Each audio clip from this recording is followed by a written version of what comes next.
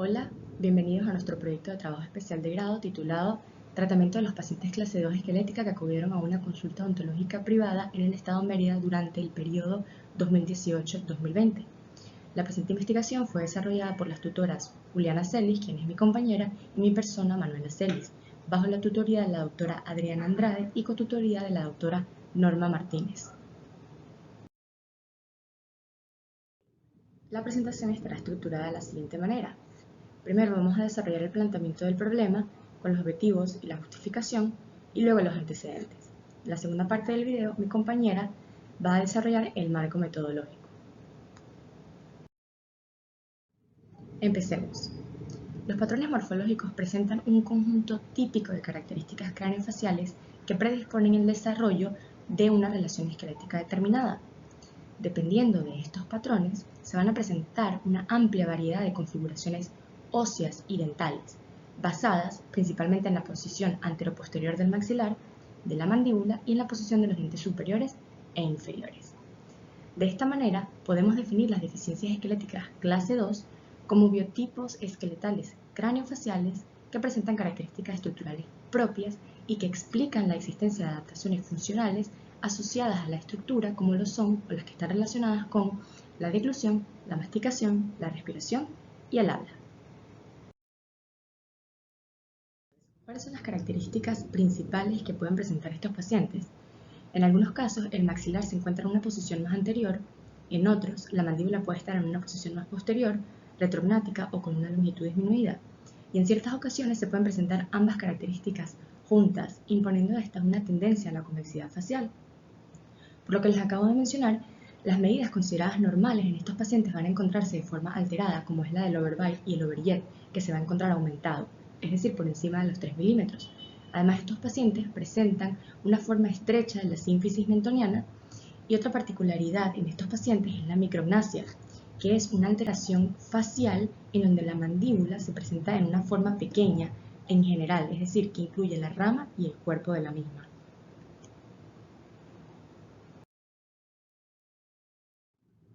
Entonces, es necesario realizar un diagnóstico de las condiciones óseas del paciente y para esto los odontólogos se apoyan en herramientas de gran valor como lo es la cefalometría, la cual consiste o permite realizar diagnósticos certeros mediante la ubicación de puntos y trazos en las radiografías cefálicas laterales. Es así que la importancia del diagnóstico de los pacientes clase 2 esquelética radica en que existe una amplia variedad de tratamientos que pueden ser aplicados y que difieren considerablemente entre sí.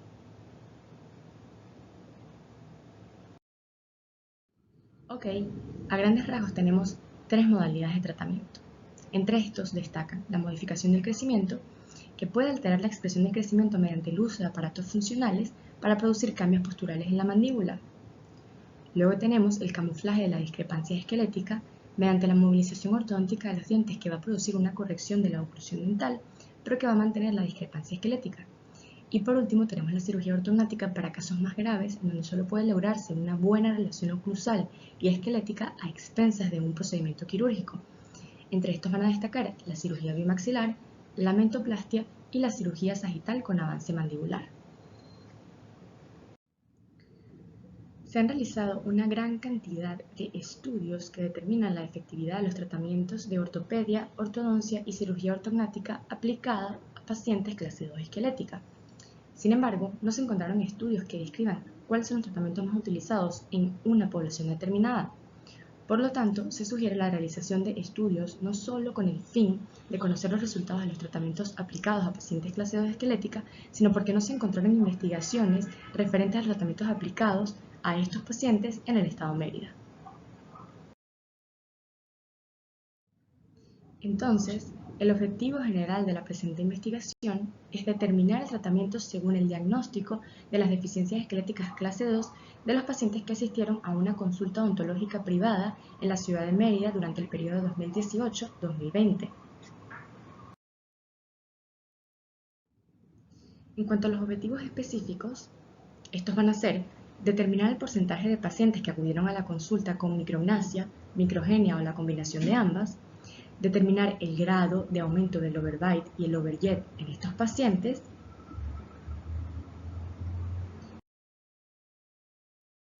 identificar la cantidad de pacientes que requirieron tratamiento ortodóntico exclusivamente, identificar la cantidad de pacientes que requirieron cirugía ortognática en combinación con ortodoncia y determinar el tipo de procedimiento quirúrgico recibido por los pacientes. La investigación se justifica en virtud de las siguientes razones. Luego de una búsqueda exhaustiva en la literatura, no se encontró evidencia científica y específicamente en la región que determine el porcentaje de pacientes que acudieron a una consulta odontológica privada con esta condición, y tampoco sobre la asociación de la misma con el tipo de tratamiento aplicado. Además, conocer el tipo de tratamiento puede orientar a los odontólogos sobre cómo abordar estas deficiencias, tomando siempre en cuenta las características cefalométricas de cada caso. Esta investigación podría incentivar la realización de estudios de mayor envergadura en cuanto a la muestra, en donde se puedan comparar los criterios de los odontólogos de distintas clínicas privadas y entre las diferentes regiones. Los resultados de esta investigación serán útiles para la realización de futuras investigaciones que complementen la información obtenida o que aclaren interrogantes que puedan surgir o derivarse de este estudio.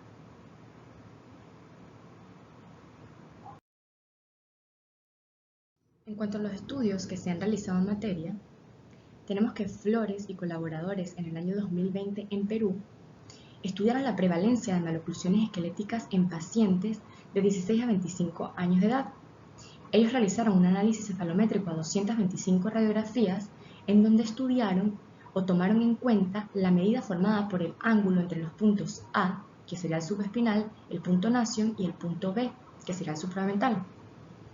Ellos obtuvieron como resultados que hubo una prevalencia de maloclusiones clase 2 en el 30.67% de los casos, y para estas fue producida por protrusión del maxilar en el 46.38% de los casos y por retrusión del maxilar inferior en el 39.13% de los casos.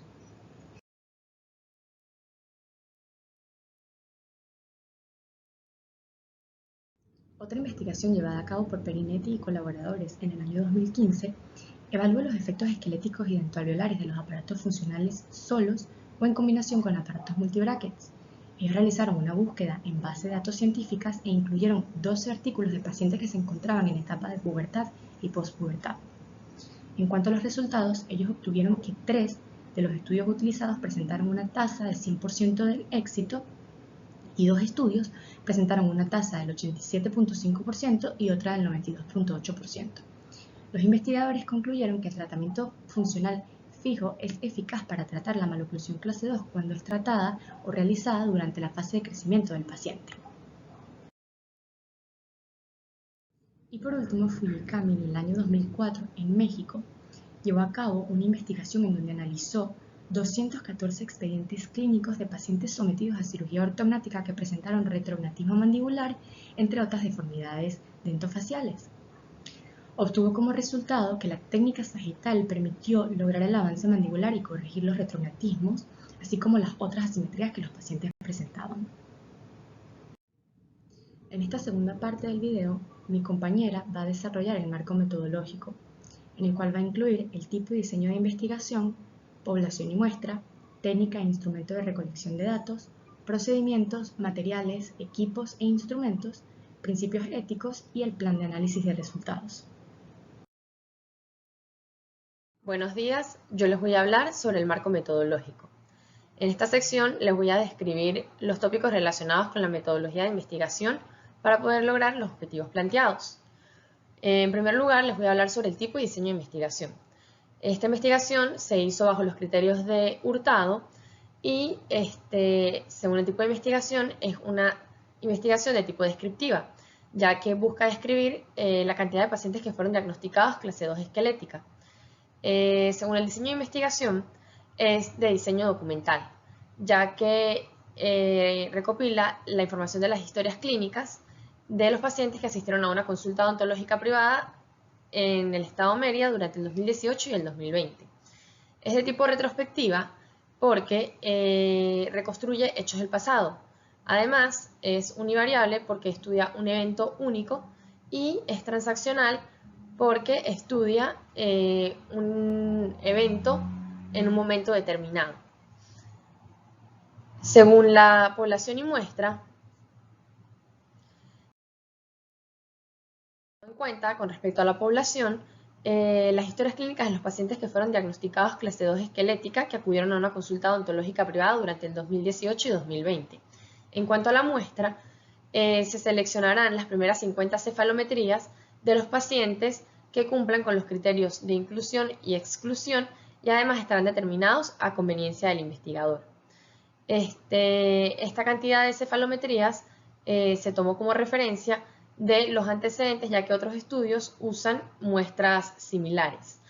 En cuanto a los criterios de inclusión y exclusión, podemos mencionar en los criterios de inclusión pacientes que presenten protrusión maxilar, pacientes que tengan retrusión mandibular, pacientes con un overbite y overjet aumentado y pacientes que acudieron a la consulta odontológica durante el 2018 y 2020.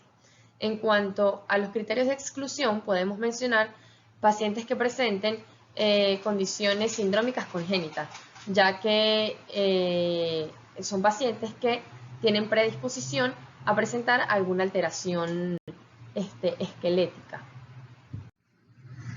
En cuanto a las técnicas e instrumentos de recolección de datos, se va a realizar un análisis documental a partir de una matriz de registro. Esta matriz de registro estará conformada por 9 ítems que a su vez estarán compuestos por subítems representados con letras. Dentro de estos ítems se tocarán temas como por ejemplo el ángulo SNA, el ángulo SNB, el ángulo ANB, SND, SL, pacientes que fueron tratados exclusivamente con tratamiento ortodóntico, ángulo OJ, ángulo OB, pacientes que fueron tratados con tratamiento de ortodoncia y tratamiento de cirugía ortognática, pacientes que fueron sometidos a cirugía de avance mandibular, pacientes que fueron sometidos a cirugía bimaxilar y pacientes que fueron sometidos a una mentoplastia. Este instrumento será validado, además, por un juicio o por expertos en el tema que se encuentren estos especialistas en el área científica de investigación.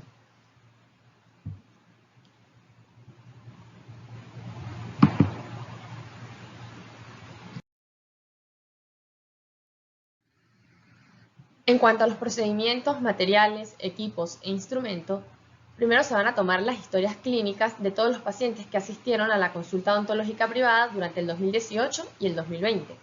Luego se seleccionarán las historias clínicas de aquellos pacientes que fueron diagnosticados clase 2 esquelética. Las radiografías cefálicas laterales de estos pacientes serán digitalizadas y sometidas o procesadas en el software Dolphin Imaging.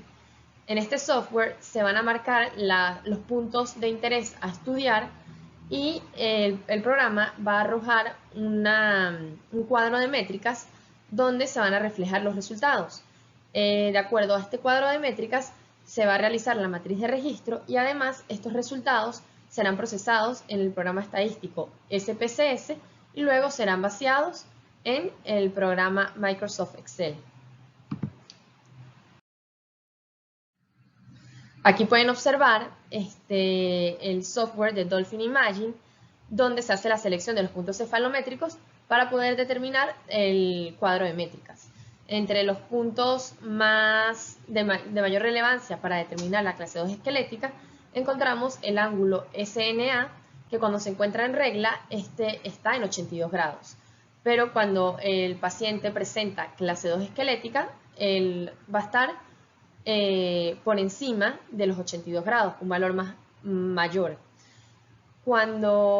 También otro punto de interés es el ángulo SNB, que cuando presenta clase 2 esquelética, lo normal es que se encuentre en 80 grados. Cuando presenta clase 2 esquelética, se encuentra por debajo de los 80 grados. Y tenemos el ángulo ANB, que el valor normal son 2 grados, y cuando hay una clase 2 esquelética, este valor se encuentra por encima de los 2 grados.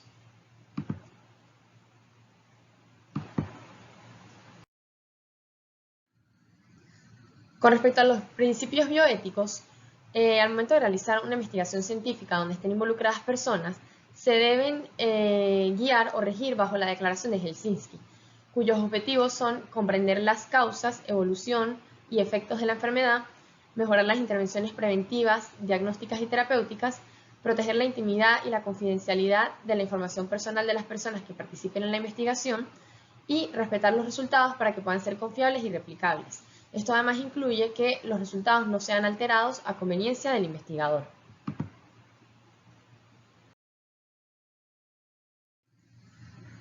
En el plan de análisis de resultados, luego, posterior a que se realice la base de datos, que se hace a través de la matriz de registro, luego que se vacía la información de las cefalometrías y las historias clínicas, se hace un análisis estadístico descriptivo a partir de las variables a considerar, que en este caso serían las variables cuantitativas, ya que se utiliza una unidad de medida, como por ejemplo los grados y las medidas, la variable de razón, ya que se tomará en cuenta el valor de 0 cuando haya ausencia total de esta medida, la variable continua, porque los resultados serán presentados en números enteros o fraccionados, y la variable cualitativa, porque se va a realizar un plan de tratamiento que puede ser ortodóntico o la combinación de ortodóntico con cirugía ortognática.